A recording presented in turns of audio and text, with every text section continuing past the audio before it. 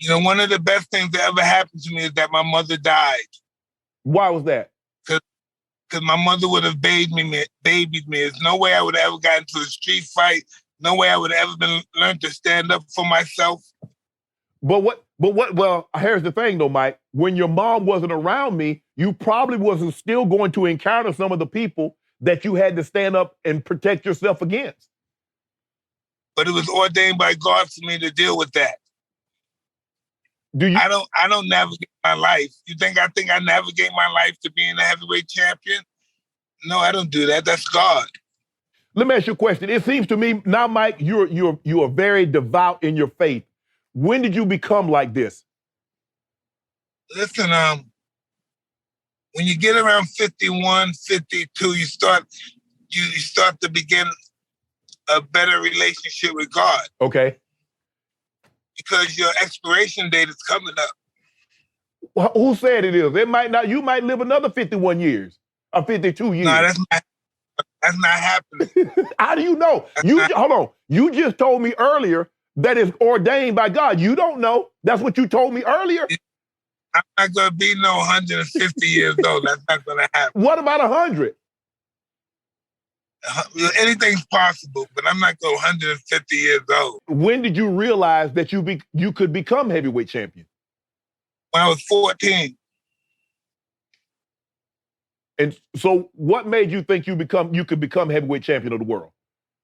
Well, I had a great mentor, and he always told me, he used to have me do affirmations. So it seems to me, Mike, you're like, at a young age, you were easily convinced. He could have probably told you could fly a spaceship. And you was like, okay, I'll fly a spaceship. Absolutely, 100%. So okay. At 14, Cus convinced you, or you start boxing, he convinced you can become heavyweight champion of the world. I started winning national championships. I started breaking knockout records. And I lost to the Olympic gold medal in the box office in Texas. And then eventually I became heavyweight champion. Once I turned pro, my whole life started changing, started beating everybody, beating them just viciously. And then everything has changed and I became champion. So you were supposed to go to the 84 Olympics, am I correct? Yes. And that was arguably the greatest team. You had Sweet Pea Whitaker, Mildred Taylor, Evander Holyfield. Amazing team. Incredible team. Immortals, man. Yes. That's the best. Yeah, I think that, if I'm not mistaken, I think they won 9 golds of the 12 that was contested. I think they won a silver and a bronze. Man, listen, they weren't playing around. Let's take the current state of the heavyweight division. Let's just say I take a prime Mike Tyson. What do you say your prime age was? How old were you when you say Mike Tyson is at his absolute apex? 22. Okay, Mike Tyson at 22 years of age. How does Mike Tyson beat Tyson Fury? That would be tough, but there was guys that dropped him that was lighter than me. What was the gentleman that dropped him? Remember that black guy? Yes. The former cruiserweight champ. So, and he's not a harder puncher than I am. So I'm able to hurt the big guys. Right. But you got to get inside to get him. He's 6'9.5" with a tremendous reach. How does Mike Tyson get inside? I'll try my best and do whatever I know how to do. Let me ask you a question. Let's just say you're a boxing trainer and the Bronze Bomber comes to you and say, man, look here. I need one more crack at Tyson Fury. I need you to train me to beat this man. How do you do it? Going with the jab, he has to go all out for 12 rounds with him. Can't give him no room to punch. He has to go all out for 12 rounds with him. He can't give him no time by moving around. Can't allow him to think. He allows Tyson Fury to think a lot. Right. He gives him a lot of time. Let me ask you a question. Is it because he got into the game so late that he's looking to load up with that one punch? The boxers that came from an amateur's background, they understand, okay, I got to stick the jab. But it seems to me he's just looking to land that one overhand right to turn the lights out of the party. But most of the guys that he's fighting are not very elusive, so it's easy to hit them. So he's very confident when he hits them, he's going to knock them out. Right. Are you surprised that the fight went the way they went? I'm always entertained when those guys fight. I think Deontay Wilder should fight some other guys too. He'll do good, man. I just don't want him to get discouraged. He should be very happy and be ready to fight somebody else right away. So, do you think it'll be a better fight between Deontay Wilder and Anthony Joshua? I would love to see that fight. Yes, because both guys are heavy punchers. I think Joshua is. They're going to be winging. They're going to be winging. There ain't going to be much style. They're going to be winging. What about this new thing that's fighting where, and you protected one of them, but you guys were fighting Roy Jones Jr. and yourself. What was your thought process going into that fight? Were you trying to were you trying to knock Roy out? No, I would never try to knock Roy, but we were sparring, we were fighting. But the thing is, we started a new genre. Now we got guys like Logan Paul doing this stuff. So what do you think about that? What do you think about Logan Paul? I think Logan Paul is a big shot in the arm for boxing. No boxer's ever brought that many people to the network like Logan Paul did. And I think he's good for boxing. He brings money to boxing. But don't you want to see him fight like a fighter and not fight ex-football players, ex-basketball players, ex-MMA guys? I mean, to give it credibility, Mike, he's going to have to fight someone in that genre. I think he should too, but these guys are very so emotional. They want to fight him so bad, they forget that he's a trained fighter. Right. So, and ego makes them believe that they can really beat this guy because he's white with blonde hair and blue eyes. I'm gonna kill him, and then they go in the ring, and then something different happens. Yeah, what different happens is that they get touched. You had the famous saying, everybody has a plan until they get hit. Everybody says, I'm going to do this, I'm going to bob, I'm going to weave, I'm going to feint. And then he catches them and like, hold on, wait a minute, that didn't happen. They're sleeping. They're sleeping. And I'm looking at guys, and I give them one assignment. Do not become a meme. Mike, how did they let the man put him face down on the canvas? Hey, listen, that happens in fighting.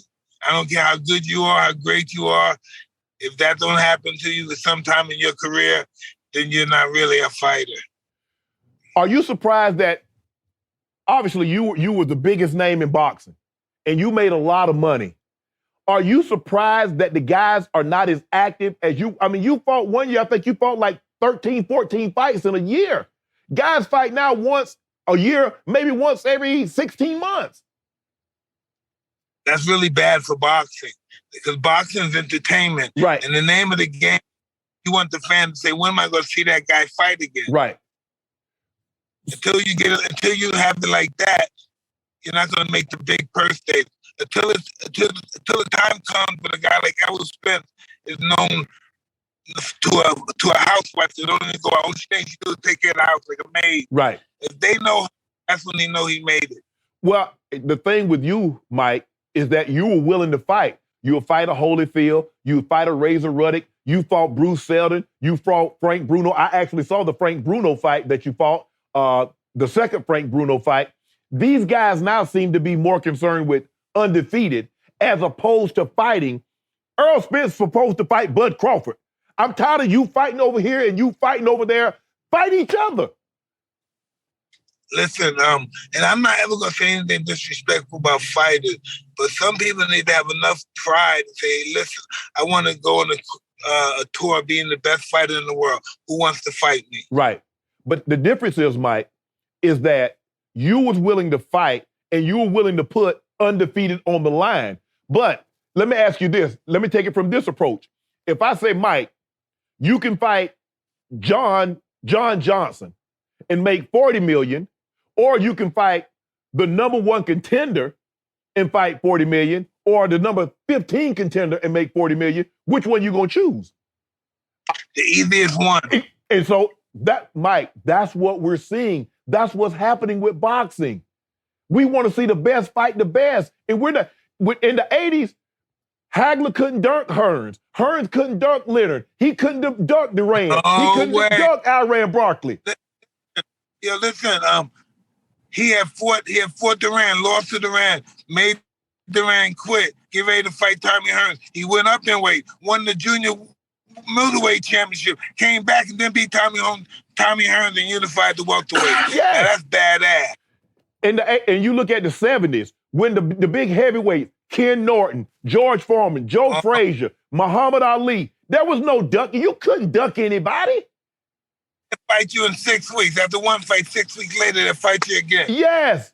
So why can't do you think that's one of the reasons that boxing is losing some of its appeal, and we get guys that are YouTubers? That's why YouTubers are taking, because they're exciting. They're more exciting, more so. They can't fight, but they're more exciting than the fighters. Fighters are not fighting competitive fighters. They're fighting guys that they're walking over. So you would like to see Errol Spence Jr. and Bud Crawford fight? Absolutely. And I want to see Errol Spence go up to 154 and fight Cholo brother too. These guys want to be immortal.